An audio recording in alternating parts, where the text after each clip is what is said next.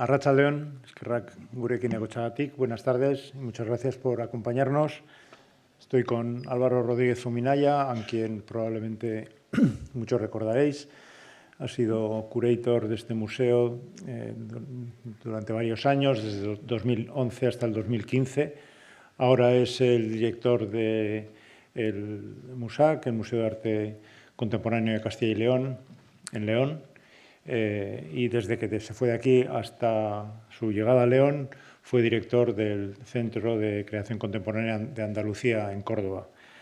Y hoy pues me hace mucha ilusión tener aquí a Álvaro, de nuevo aquí en su museo, que no ha dejado de ser su museo, porque nos ha dado, digamos, la ocasión y la oportunidad de sumarnos al centenario del nacimiento de Antoni Tàpies, que se celebró realmente la conmemoración ayer, 13 de diciembre, y a partir de esa fecha se ha puesto en marcha, fundamentalmente fomentado por la Fundación Tàpies, un año Tàpies, donde va a haber pues, diversas exposiciones, actos, proyectos para conmemorar la figura de este artista, que tiene una larga relación con los museos Guggenheim.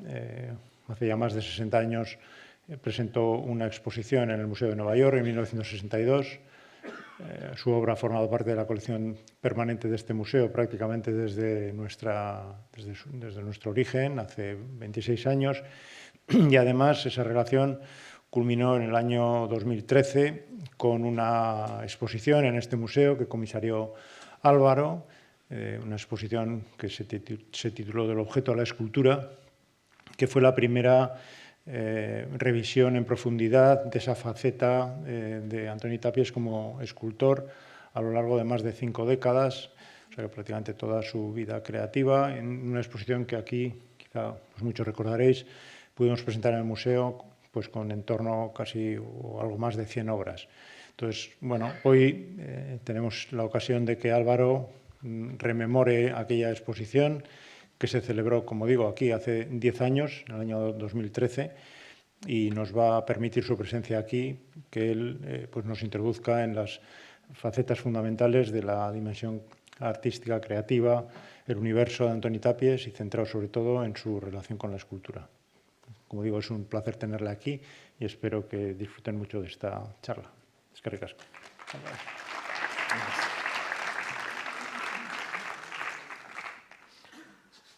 Muchas gracias por venir a esta charla y muchas gracias, Juan Ignacio Vidarte, director, por esta invitación y a todo el equipo del museo, pues por invitarme a recordar un poco un proyecto que tuvimos aquí hace 10 años. La razón fundamental de por qué hacemos este recuerdo, digamos, este repaso hoy, es porque ayer fue el centenario del nacimiento de Antoni Tàpies. Y Antoni Tàpies, voy a comentar algunos datos básicos de su vida. Él nació, bueno, en el año 23, nació en una familia que su padre era abogado, y recordemos que él empezó a estudiar Derecho por, bueno, presiones familiares, porque él, aunque tuvo vocación de ser artista y pintor muy joven, en su familia no veían claro que pudiera ganarse la vida como pintor. Y, digamos, esta infancia, esta juventud que vivió la Primera República, vivió la época de la Generalitat con Tarradellas, su padre fue asesor jurídico de Tarradellas, vivieron una posguerra muy, muy difícil en un momento cultural regresivo.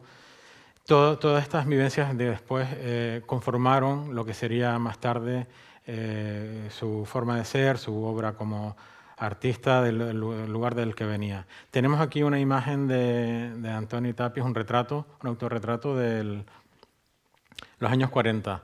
Él, cuando empieza como artista a crear, en primer lugar es su habitación, la habitación de su casa familiar en Barcelona, donde tenía un armario con un espejo, y de esta época datan muchos autorretratos, ya que era ese espejo en el que se reflejaba, en el que se miraba. Ya más tarde lograría tener un estudio y, bueno, comenzar, digamos, esta formación.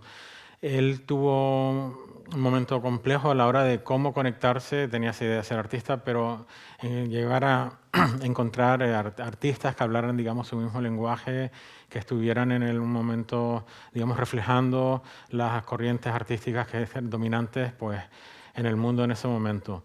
Esto le costó y realmente, digamos, cuando empieza a encontrar, digamos, este lugar, es cuando conecta pues, con Joan Prats, que lo lleva a conocer a Joan Miró, de quien después se convierte en un gran amigo, y le abre todo el universo del surrealismo. Hay que recordar que tras la Segunda Guerra Mundial hubo un momento breve en el que el surrealismo volvió a tener, digamos, nuevo auge. Incluso muchos de estos artistas, de los artistas vinculados al expresionismo abstracto norteamericano y de los artistas vinculados al informalismo en Europa, comienzan retornando a esta idea del surrealismo. Un surrealismo que en el caso de Tapies no era un surrealismo, como él decía, daliniano, sino un surrealismo mironiano, ¿no? Vinculado al imaginario y al estilo de Joan Miró.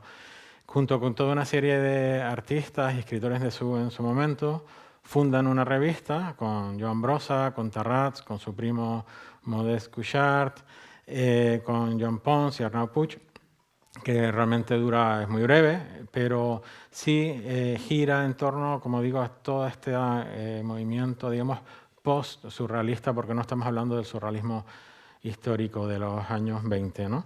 Tenemos aquí una imagen de una obra de este momento, ¿no? Es un momento en el que vemos que es un surrealismo que puede usar colores brillantes, pero es incluso en su temática, es un surrealismo oscuro.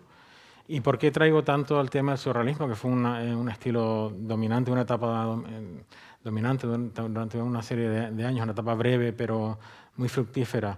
Porque de alguna forma sí que hay una conexión entre estos orígenes suyos y la obra que después realiza con posterioridad en torno a lo que son los objetos escultóricos y básicamente los objetos y los assemblages.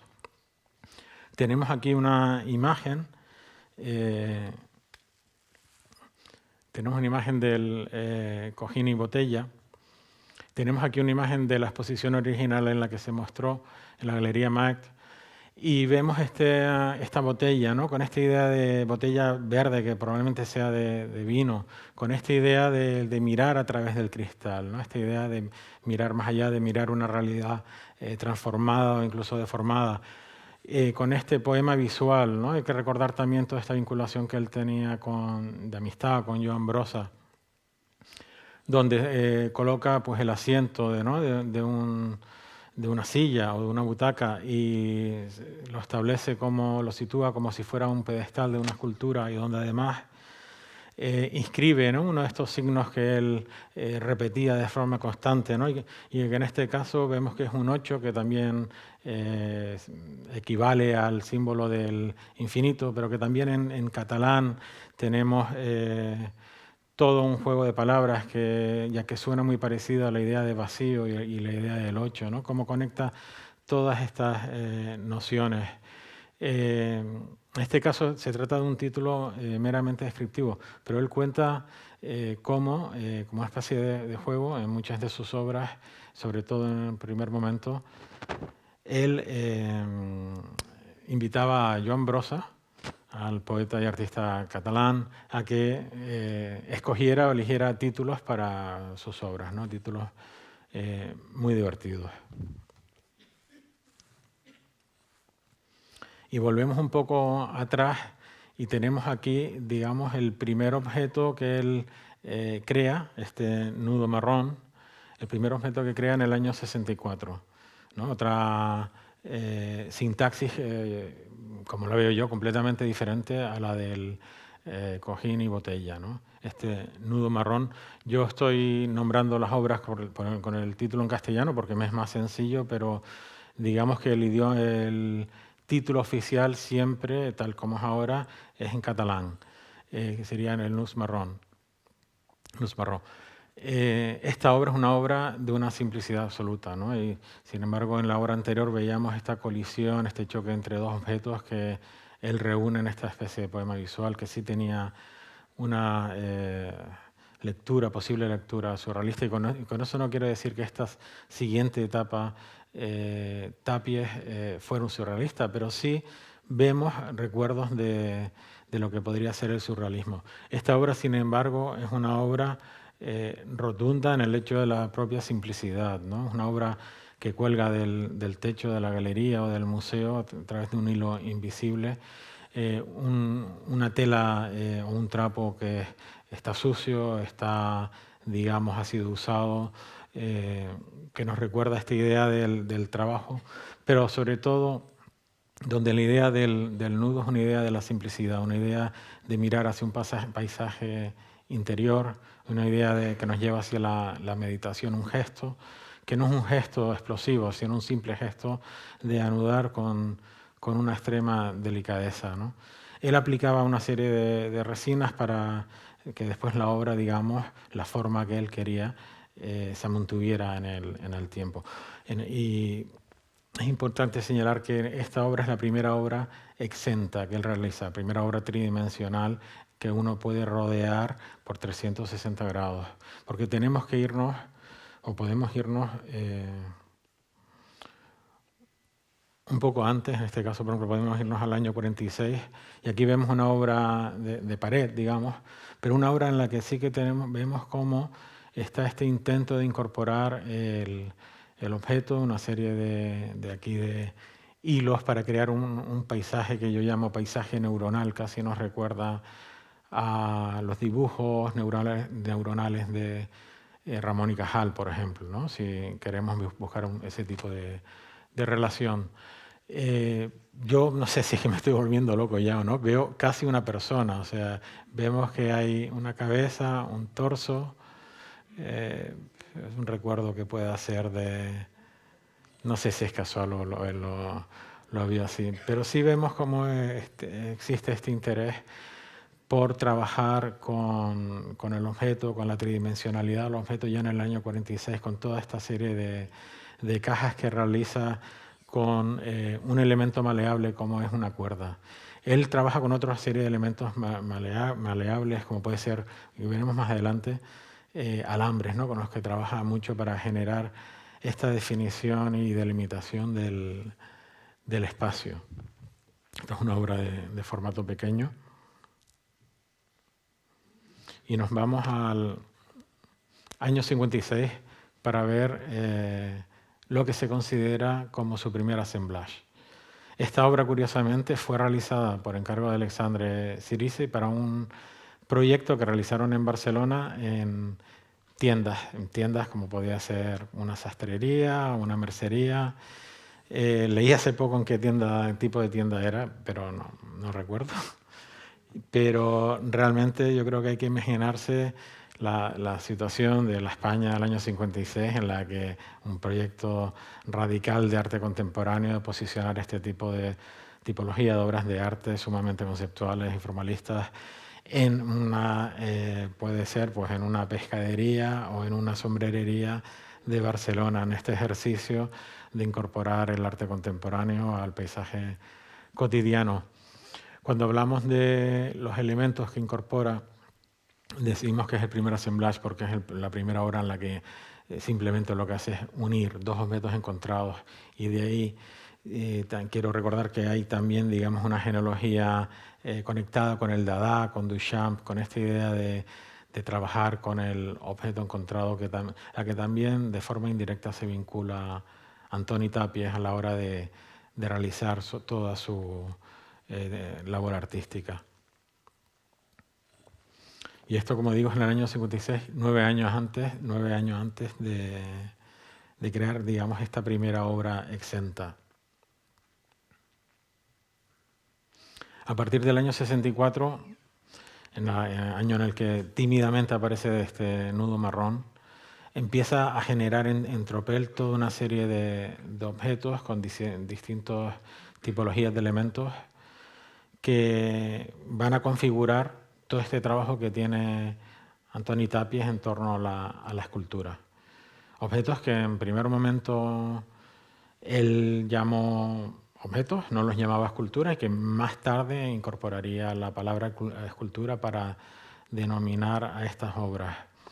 Hay unas discusiones, unas conversaciones muy interesantes entre su galerista de París y su galerista que están documentadas en cartas de forma epistolar, y su galerista de Nueva York, en la que están hablando qué es esto, ¿no? Cómo lo definimos, cómo lo categorizamos, pensando ellos en el mercado del arte, pero realmente estaban teniendo una discusión sobre lo que era la ontología de la obra de arte sumamente interesante. Pero realmente lo que querían era qué es, ¿no? Cómo lo ubicamos en el resto de producción de Tapies, que es collage o producción pictórica. Estos son una serie de obras que tenían como denominador común el haber trabajado con bien malla metálica, bien con alambre, y que en la exposición que tuvimos en el museo, que como recordó el director Juan Ignacio Vidarte, no es la primera exposición que se hizo de Tapies. Y con esto vuelvo un poco para atrás, porque quiero recordar que Tapies, y esa es una razón principal de realizar de participar en el centenario del nacimiento de Tapies. Tapies tuvo una vinculación muy intensa con los museos Guggenheim desde los años 50, desde que él realiza su primer viaje a Estados Unidos en el año 53, patrocinado por Martha Jackson para tener, que era su galerista de Nueva York, para tener una exposición individual en su galería. Ya entra en contacto con Sweeney, el segundo director del Museo Solomon Guggenheim, y en el año 62 tiene una exposición individual comisariada por Lawrence Alloway, comisario británico vinculado al ICA de Londres, pero que en ese momento estaba trabajando en el Guggenheim en Nueva York, y bajo la dirección de Thomas Messer, el tercer director del Museo Guggenheim, que después, un año más tarde, recibe el premio Guggenheim. En el año 95 tuvo otra retrospectiva comisariada por Carmen Jiménez, y aquí en el propio museo hubo una exposición no individual, pero sí de Chillida y Picasso, comisariada por Petra Jost, que culminó con esta muestra que tuvimos en el año 2013, que fue justo, empezamos a preparar cuando ya Tapies vivía, pero no estaba mal de salud, o sea que nunca lo pude llegar a conocer, y falleció pues antes de inaugurar el proyecto. Como digo, toda esta serie de obras compartían espacio en las salas expositivas, porque había este hilo común, esta utilización del material que conectaba todas estas obras entre sí. Es especialmente interesante el rollo de tela metálica con trapo rojo. Es una obra que cuando menos sorprende. Esta es una obra que está en la colección del Museo Albert Knox en Buffalo, en Estados Unidos, y fue donada por la galerista, por Martha Jackson, a este museo.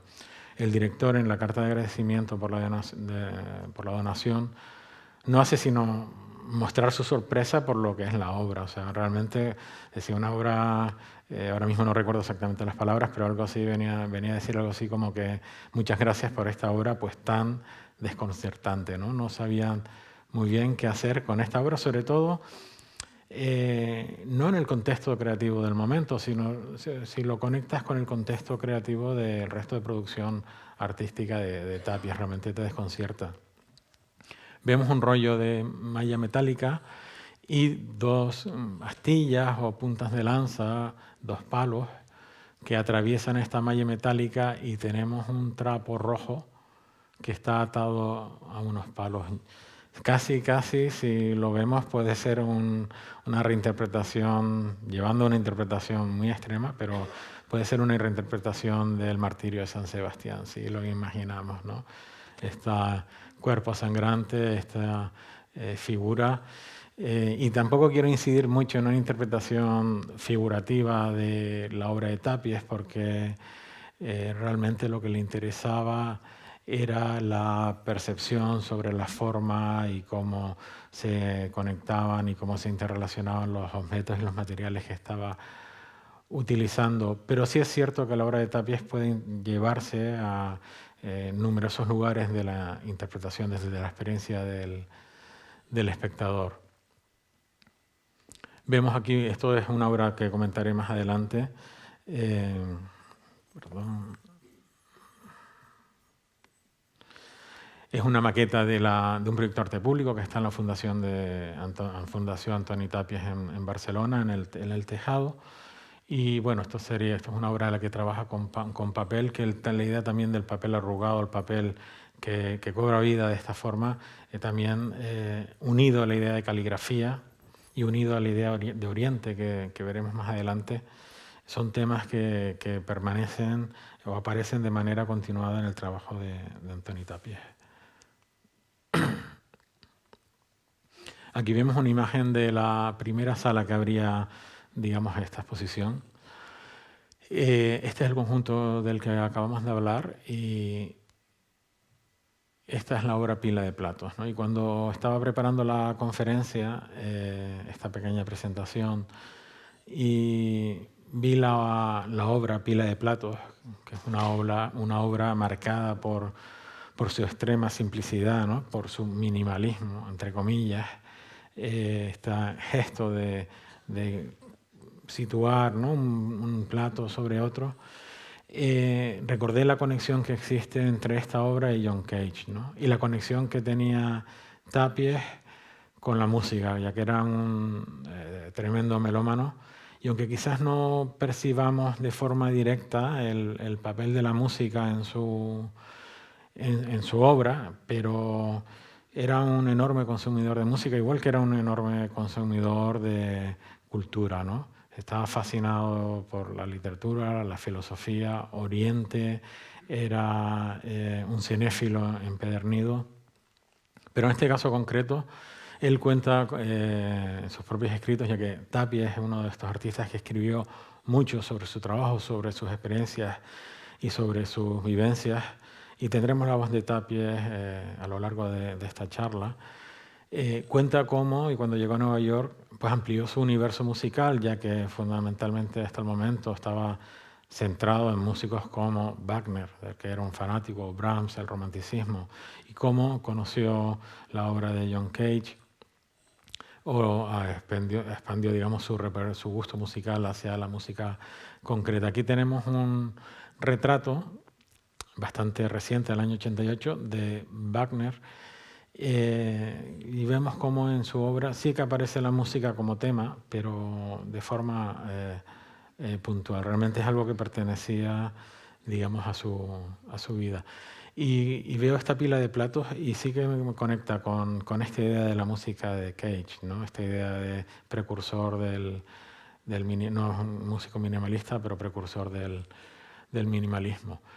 Y hay que recordar que pues esta obra acaba digamos, en la fundación que lleva el legado de John Cage, porque John Cage y Tàpies tuvieron una exposición juntos con otro artista más en una galería en Nueva York, ¿no? Cosa que yo creo que cuando lo descubrí no era algo nuevo de que se sabía, pero cuando lo vi dije, bueno, es súper interesante este tipo de conexiones, ya que sobre todo cuando tenemos en cuenta que Tàpies en vida se posicionó, digamos, no en contra, pero sí ajeno a todo el desarrollo del arte conceptual en Cataluña. Vemos aquí una serie de imágenes de cómo continuaba esta sala. Tenemos aquí arriba, solo aquí colgando el nudo marrón, y aquí tenemos el Hato Farcel, que es una obra que tiene numerosas posibilidades de cómo se puede mostrar, ¿no? Aquí decidimos mostrarla con aprobación de la familia, con quien consultamos cada posición de cada obra. La ubicamos en el suelo. En su estudio, en su casa estudio, la tenían colgada, digamos, pegada a una pared, ¿no? con un clavo. Tema interesante de los títulos es como los títulos también han ido fijándose con el tiempo, porque sobre todo las obras de los años 70, cuando aparecen en diversas exposiciones que tienen lugar en Europa y en Estados Unidos, vemos que no corresponden los títulos que manejamos ahora con los títulos que se les dio en ese momento. Eran títulos descriptivos, pero eran diferentes a los que después se fijó.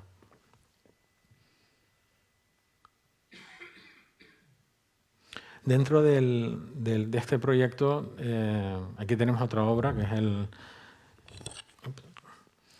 el cajón de serrín. Y dentro de este proyecto lo que hicimos también fue invitar a una serie de artistas a pensar la obra de Antoni Tàpies, a reflexionar sobre la obra de Antoni Tàpies. Y uno de estos artistas fue Miroslav Balka, un escultor polaco, y nos envió, que está publicado en el catálogo, un poema completamente pertinaz y conectado a la obra de Tàpies, ¿no? Observando esta obra, que es lo que indica el nombre mismo, que es completamente descriptivo, un cajón de madera rellenado, lleno de serrín, ¿no? Lo que es este objeto humilde, o sea, este elemento humilde que realmente con una escoba uno barre y tira, ¿no? Sin embargo, aquí Tàpies lo que ha hecho con este gesto es recuperar este serrín, darle un espacio, digamos, para ser, para existir, para tener este lugar dentro del espacio museístico, dentro de la galería, y después inscribir el cajón con toda una serie de garabatos, de símbolos, que él, muchos de ellos abstractos, que él usa de forma repetida una y otra vez, unas veces como signos, digamos, de un lenguaje secreto, pero otras veces con referencias como muy claras que nos conectan pues al universo que le rodeaba. Y voy a leer algunas líneas de este poema que nos envió Miroslav Balka, que dice, el título era El volumen de los residuos depende del espesor de la sierra. Primero has de escoger el trozo de madera que quieres cortar. Luego coge un lápiz para trazar una línea. La sierra deberá tocar la línea y seguirla. Lo más difícil es el primer contacto. Puede salir bien, como la seda, o causar problemas. A veces no logras seguir la línea que has trazado, así que es preciso tomar una decisión importante. Seguir el trazado incorrecto y tratar de arreglarlo por el camino. O parar y volver a empezar. Bueno, y continúa. También me parece muy interesante cómo una obra del año 69 apela e interpela a un escultor de otra generación que está trabajando en otro tipo de coordenadas actualmente, ¿no? Me pareció sumamente emotivo cuando nos envió este poema. Aquí tenemos otra de estas obras, estas esculturas que pudimos tener en las exposiciones, una de sus obras más reconocibles y más importantes en el ámbito de la escultura. Este es el armario de 1973. Esta idea de la utilización del objeto cotidiano, el objeto que tiene cerca, el objeto que muchas veces él sustraía, ¿no? Digamos, hurtaba a su función habitual, ¿no? E incorporaba a una escultura suya. Esta ropa, ¿no? Que nos está trazando todo un universo, ¿no? de seres humanos, de personas, pero que no están, ¿no? Está, digamos, esta huella, ¿no? Que es también otra de las cuestiones que aparece de forma continuada en el trabajo de Antoni Tàpies. Y este rollo de tela, que como una alfombra se despliega, y esta A de Antoni, y esta idea también de la obra de arte, de sus esculturas, con esta cara A y cara B en una analogía, un símil casi musical, pero esta idea de poder rodearlo, encontrar dos experiencias diferentes o dos experiencias que se completan la una a la otra. Voy a ir para atrás porque vemos la trasera. Esta es la trasera del armario y esta es la parte delantera, ¿no? Un armario que igual nos está remitiendo a su propia experiencia, ¿no? Cuando él hablaba de que su primer estudio, pues no fue un estudio, era la habitación en casa de sus padres, que los teléfonos móviles, que nos recordaba a él cómo sus padres le dejaron, para apoyarlo dentro de las posibilidades de la familia, pues montar todo un estudio con un armario que tenía un espejo que igual era parecido a este, ¿no?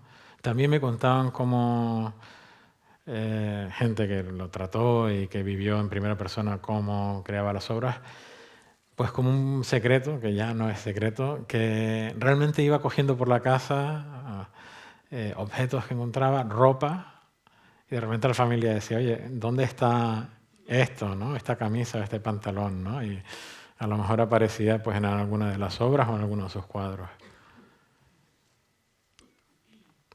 Y aquí tenemos otra obra fundamental también cuando hablamos de otra de las obras icónicas, cuando hablamos de los objetos de las esculturas de Antoni Tàpies, que es la silla y ropa. Aquí vemos todo, estos son toda una serie de... Todo creo recordar que eran como paños, trapos, ¿no? O sea, no, a diferencia de la obra anterior. Y claro, esto, los pliegues, la posición de... Claro, no es que haya que reconstruir cada vez que se instala él con una resina con la que cubrió todos estos textiles, digamos, fijó en el tiempo y en el espacio la estructura de esta obra. Aquí lo tenemos sentado a él dentro de una muestra con esta. Esto es en la Fundación Tàpies, no, creo que no. No, delante de esta obra. Otro de los elementos fundamentales cuando hablamos de aspectos fundamentales, cuando hablamos de la escultura en Tàpies, es su aproximación a la cerámica. Y aquí tenemos dos obras. Esta que no es el cucurucho, que no es papel, es cartulina, no es cerámica, pero aquí tenemos una porcelana con el mismo título, realizada 13 años después. Y también esto nos lleva un poco a una idea que mencionaré también como de pasada, que es la idea de escala, ¿no? La escultura de Tàpies. Tàpies, bueno, pues un par de años antes empezó a realizar una serie de grés a través de Llorenç Artigas, un ceramista de Cataluña. Él era muy amigo del hijo de Llorenç Artigas, de Gadi Artigas. Tàpies también lo animó, Chillida, Eduardo Chillida lo animó mucho a trabajar con un ceramista que tenía el taller en Francia, que era Hans Spinner, y dedica unas energías inusitadas porque se debía divertir mucho creando pues todas estas cerámicas y todas estas tierras chamoteadas que ocupan un lugar también principal y una nueva forma de trabajar en torno a la idea de escultura, ¿no? Hasta ahora habíamos visto que se trataba de assemblage, de objetos encontrados, de objetos que él transformaba. Realmente con el ámbito del plástico, del barro, de la cerámica, él empieza a trabajar de otra forma y a generar otro tipo de lenguaje. Como digo, esto es una porcelana. Él hizo muy pocas porcelanas.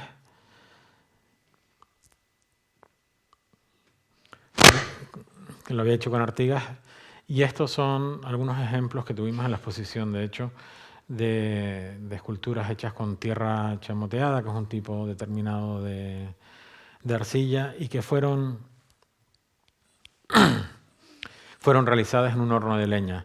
Él conecta a través de la galería Maek y después Lelong con Hans Spinner, que era este ceramista que trabajó con Chillida, con Anthony Caro, con muchos de los grandes artistas del siglo XX. Tenían un taller en Grasse, en Francia. Y con Hans Spinner, Tàpies fue varios veranos, pasaba ahí el verano y se dedicó básicamente a producir. Él le fascinaba el acabado que se le llegaba a dar a estas esculturas cerámicas, el acabado oscuro, quemado, que producía el horno de leña frente al tipo de acabado que se producía en el horno eléctrico. Aquí tenemos dos sillas. Y vemos como Tàpies también, que es muy conocido, como trabaja una y otra vez de forma continuada a lo largo de las décadas con determinados objetos que, como nos recuerda Manuel Borja Villel, a base de repetir el uso de estos objetos, él llegaba a hacer propio y a apropiarse, digamos, de estos objetos, ¿no? De tal forma que si veíamos un determinado objeto, ya casi pensamos, bueno, es una obra de Tàpies. El caso de las sillas, pues un ejemplo paradigmático. solo indicar que se trata de obras, aquí digamos que es una representación, no es un assemblage, pero sería como una representación de un assemblage, ¿no? Aquí hay un elemento de madera que puede ser de origen agrícola. Aquí hay una silla que es de barro, pero la textura que vemos en la superficie, imaginamos que está cubierta de tela. De hecho, él realizó en el año 70 una obra que era una silla cubierta, que está en el Museo de Duisburg, en Alemania. Y él, para manipular estas obras, porque eran tremendamente pesadas, crea estos pedestales que se desatornillaban por aquí y así están paletizadas. Entonces se podía, con un toro, se podían trasladar y manipular, ¿no? Realmente vemos cómo él pensaba en cada más mínimo detalle. Tenemos otra obra que también estas dos obras las tuvimos en la exposición. La cama, que es tamaño cama, y la zapatilla, que evidentemente no es tamaño zapatilla, ¿no? Es un poco esta idea de buscar el lugar incómodo, ¿no? Tapies creía en la idea de arte, en la potencialidad del arte para generar esta ligera incomodidad, y también creía en la idea del arte político, en la idea del arte para intervenir en la vida cotidiana, ¿no? Hay que recordar que, por ejemplo, Tapies estuvo detenido una serie de horas porque participó en una asamblea en el año 66 en el convento de los capuchinos en Barcelona, donde se debatió la creación de un sindicato universitario democrático, ¿no? Y en ese momento le detuvieron. O sea, está presente, esta idea del activismo está presente en toda su vida. Vemos aquí las zapatillas, vemos también como, no he traído imágenes, pero había otra obra en la exposición del año 70 en la que él incluye una caja de cartón y una alpargata dentro de la caja, ¿no? Esta constante repetición de los motivos, de los objetos con los que él va trabajando. Y él trabaja elaborando, creando listas, a ver si lo encuentro, listas de objetos. Estas listas de objetos a él le sirven como punto de inicio. Dibujos también, listas con series de dibujos de estos objetos que después son el germen para después él trabajar y crear una pieza nueva. En su autobiografía, Memoria Personal, él incluye una lista de objetos y temas por años, clasificados por años, ¿no? O sea, tal año hice esta lista. Entonces, del año 61, por ejemplo, escribió esto: letras de pequeñas y grandes dimensiones, manteles, bandeja de pastelería, patrón de vestido, cráneo, aparatos ortopédicos, montaña, tapadera, nuevo telón de teatro, atadura, sotana de cura, monedas, lona de camión, sobre de carta, etcétera, etcétera. T y T invertida, ¿no? Y continúa. Aquí vemos otra de estas cerámicas, tierras chamoteadas, que es una bañera. Vemos con todas sus imágenes, digamos, caligrafías icónicas, ¿no? Que repite una otra vez. Aquí tenemos una cruz, ¿no? Y otro aspecto también relevante dentro de su producción escultórica es el trabajo con bronce. Él trabaja con diversas fundiciones en Cataluña, tanto en Tarragona como en Girona, primeros de los años 80.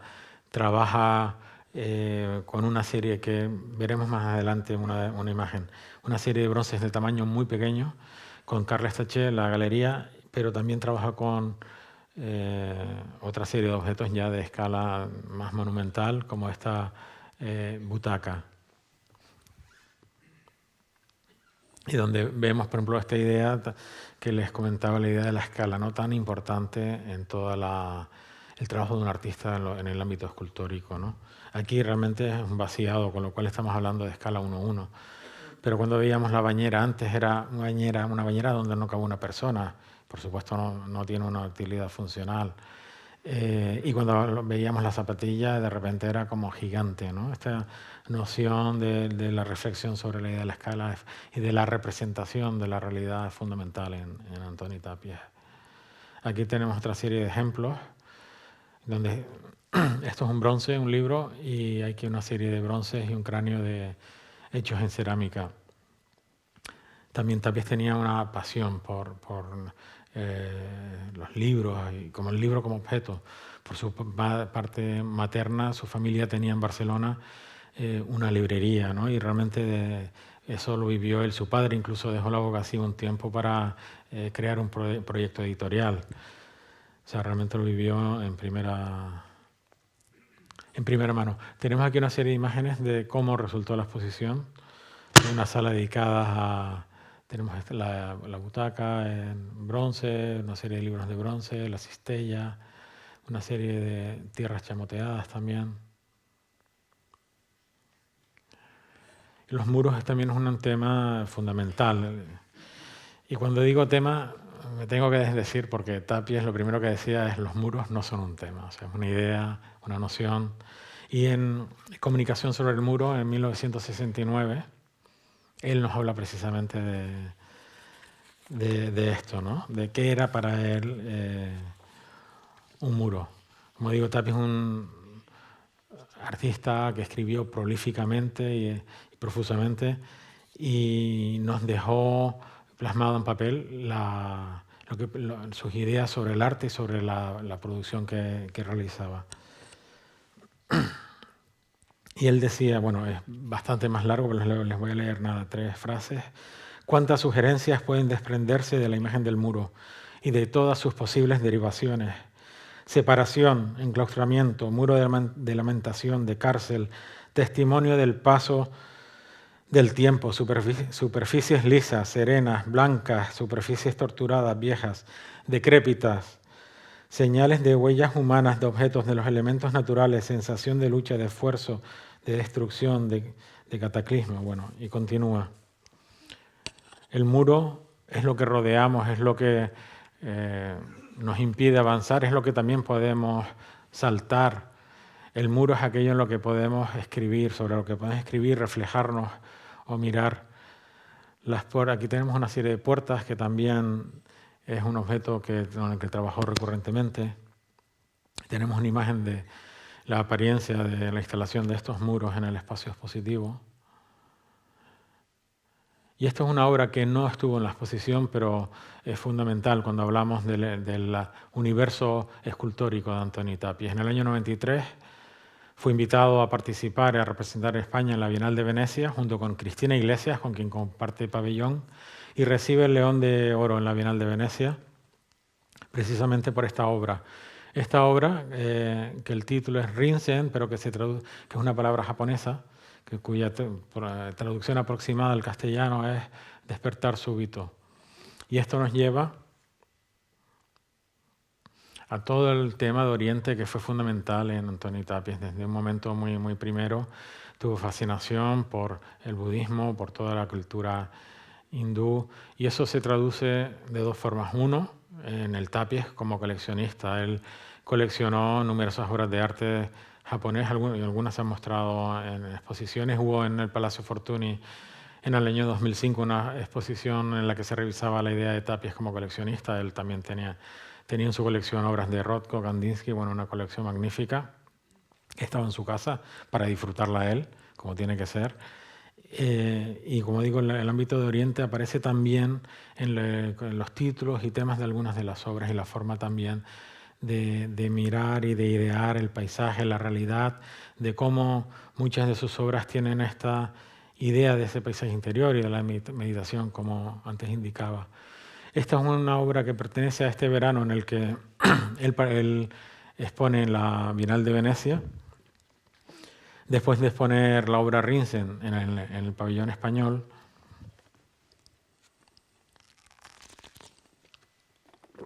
Él pasa todo el verano en Campins, que es donde tenía la casa familiar, la casa de veraneo en el campo.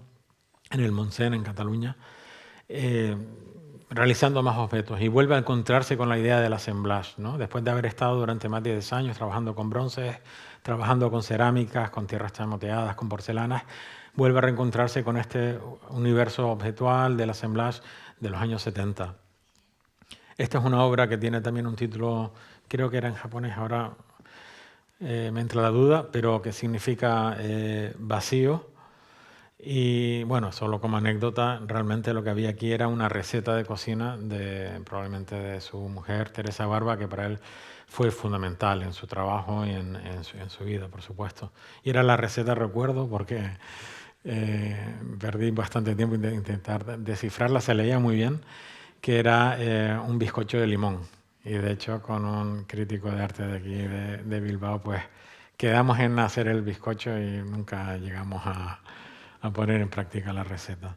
Pero esta formaba parte de toda esta serie de obras que él creó en este verano del 93 y que aquí se ocuparon toda una sala, y que Rinsen es una obra que él realizó en respuesta a la guerra de Yugoslavia, que en ese momento estaba sucediendo, ¿no? Y a todas las atrocidades que pudimos ver en los medios de comunicación de la guerra de Yugoslavia.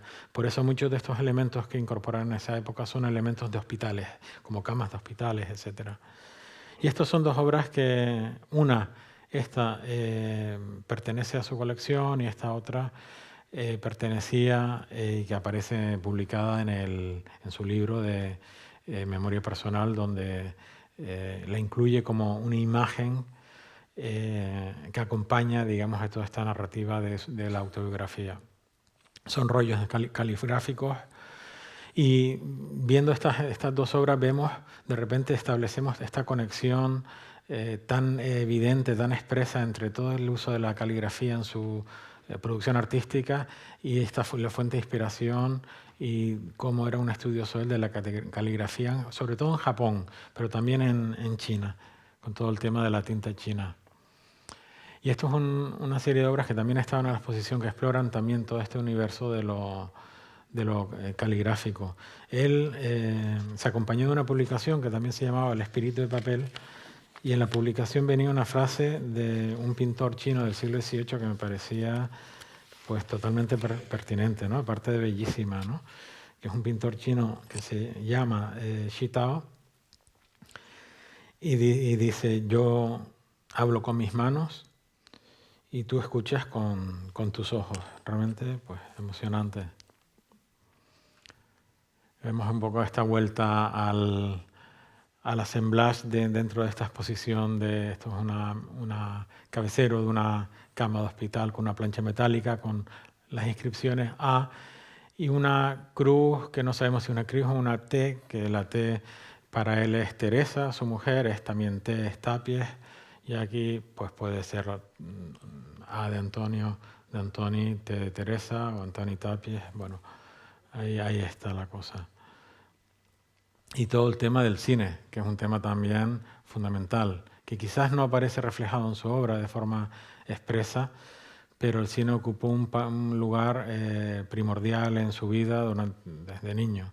Él recuerda cómo iba durante la República a descubrir películas como Acorazado Potemkin, iba a los cines en Barcelona, como cuando va a vivir a París en el año 50 con una beca del gobierno francés. Se pasa casi todo el tiempo, gran parte del tiempo, pues va a la Cinemateca en París y descubre el neorrealismo italiano, descubre todo el cine soviético, pero también películas de Hollywood. Y tenemos algunos de los títulos. Y yo siempre me he preguntado qué pasaría si empezamos a interpretar sus cuadros fundamentalmente como si fueran fotogramas, ¿no? Yo creo que hay todo un camino de investigación que está sin explorar. En el proceso de investigación de esta exposición, que está como en el fondo de esta presentación, me encontré con una carta de Tapies, que había enviado Tapies a su galerista en Nueva York, y en el que no hablaban de las ventas o las compras de obras de arte, sino hablaban básicamente, decía: me encantaron las películas que me enviaste, envíame más. O sea, le decía los títulos que quería que le consiguieran, porque para Antoni Tapies era fundamental esa ventana hacia el exterior.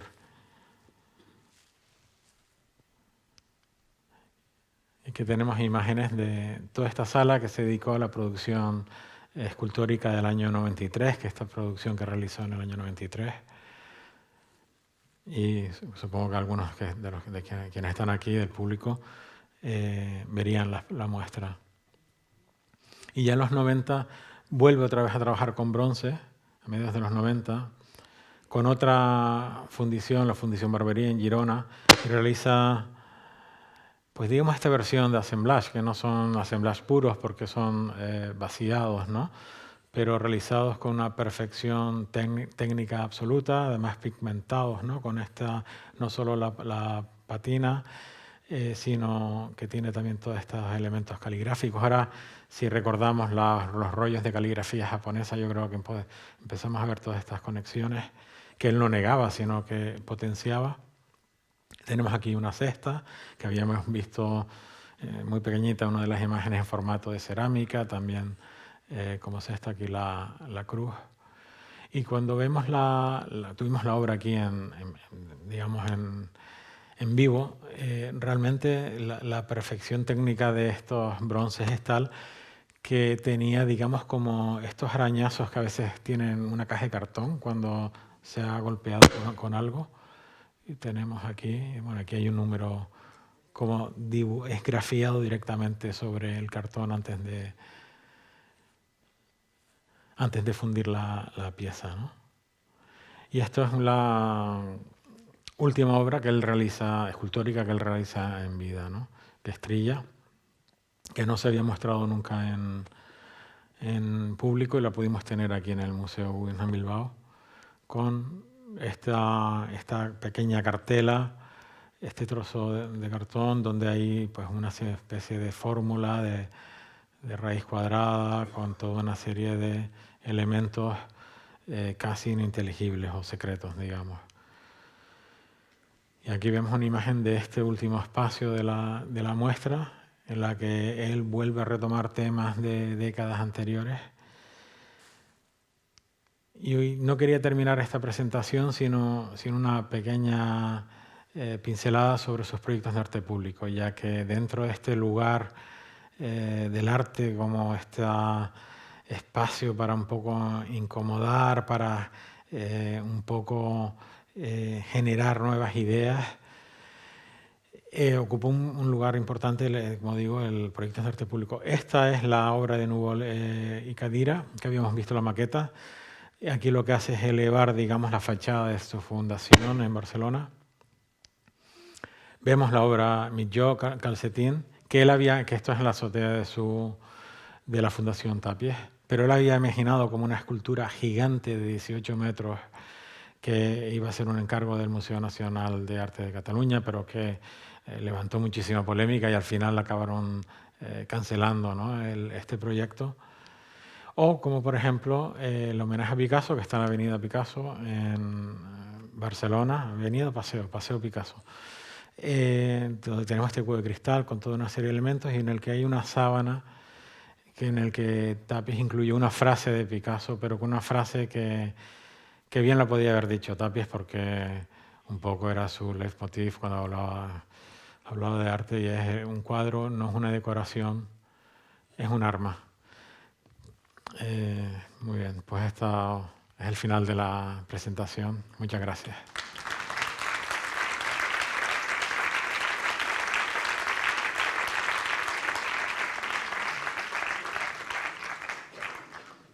Bueno, si tienen alguna pregunta, trataré... Sí. Me ha sorprendido que en el 80 o el 90% de las... No sé si tiene que esperar al micro. Sí, pero están grabando para que puedan grabar, creo. Aparece una cruz y finalmente no sé si la cruz puede ser parte de su firma de la T de Tapies o de Teresa, su esposa, o realmente tiene que ver con el misticismo, el cristianismo o si creía en Dios. Esa es la pregunta. Sí.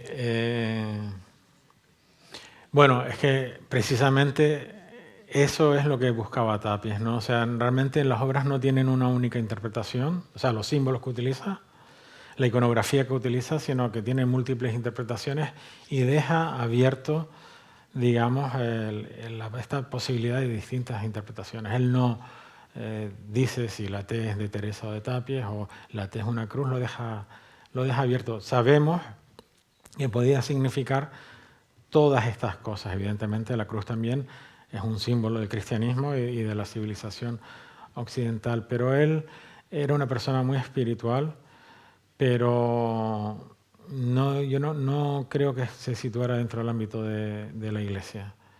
O sea, no va por ahí su utilización pero sí es una persona espiritual porque durante toda su vida le movió la indagación sobre todo el universo de Oriente y especialmente del budismo zen. Sí. Antonio Tapies era un ferviente amante de la poesía de San Juan de la Cruz, igual que Dalí. ¿No tiene nada que ver quizá las cruces con San Juan de la Cruz?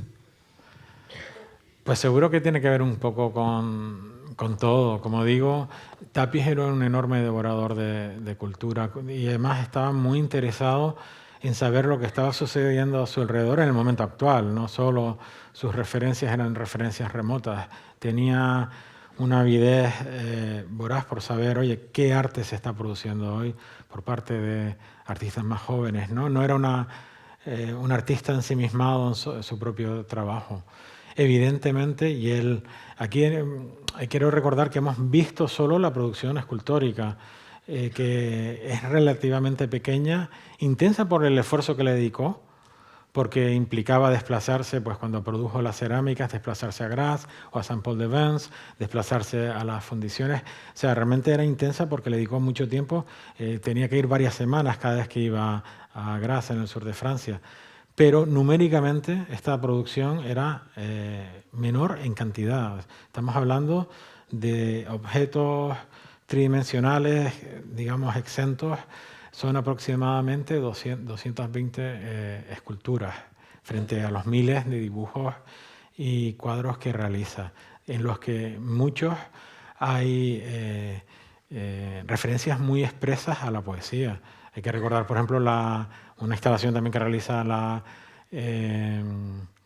Universidad Ramon Llull de Barcelona, de Cataluña, donde realiza un espacio que se llama la sala de meditación, donde creo recordar que hay una serie de referencias a San Juan de la Cruz, como estás hablando.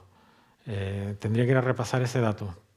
Y donde él crea esta sala de meditación con toda esta serie de referencias, digamos, al misticismo, ¿no? Donde aparece una campana y una serie de elementos.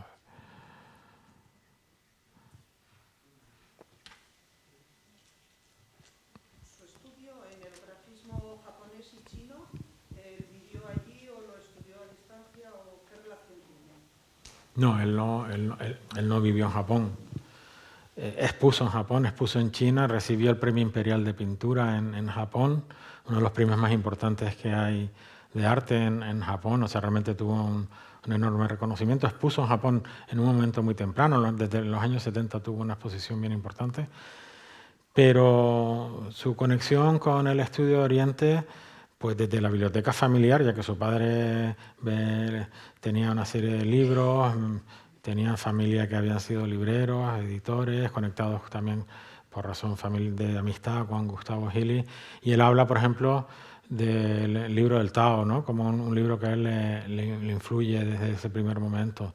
Responde a sus ansias de expandir el universo cultural más allá de las fronteras de nuestra cultura, que para él fue fundamental, esa conexión desde Barcelona hacia el exterior, y que lo vemos con la importancia que él daba después a las relaciones que establecía, pues tanto en Francia como en Estados Unidos, pero él no vivió en Japón.